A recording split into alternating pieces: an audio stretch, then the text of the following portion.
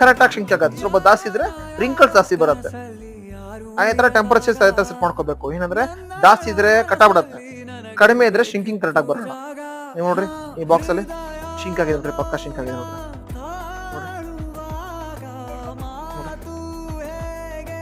ಪಕ್ಕ ಶಿಂಕ್ ಆಗಿದೆ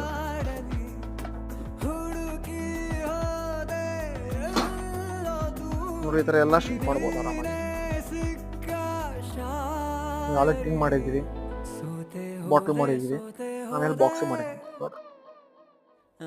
ಸೋತೆ ಹೋದೆ ಸೋತೆ ಹೋದೆ ಸೋತೆ ಹೋದೆ ನೀ ಮೊದಲ ಕೊನೆಯ ಆಸೆ ನನ್ನ ಎದೆಗೆ. ಇವಾಗ ಈ ವಿಡಿಯೋ ನಿಮ್ಗೆ ಇಷ್ಟ ಆದ್ರೆ ಲೈಕ್ ಮಾಡಿ, ಶೇರ್ ಮಾಡಿ, ಸಬ್ಸ್ಕ್ರೈಬ್ ಮಾಡಿ, ಬೆಲ್ ಐಕನ್ನ ಪ್ರೆಸ್ ಮಾಡಿ. ಬೆಲ್ ಐಕನ್ ನೀವು ಪ್ರೆಸ್ ಮಾಡುವಾಗ ನಿಮಗೆ ನಾವು ಹಾಕೋ ಎಲ್ಲ ವಿಡಿಯೋಗೂ ನೋಟಿಫಿಕೇಶನ್ ನಿಮಗೆ ಸಿಗುತ್ತೆ. ಧನ್ಯವಾದ.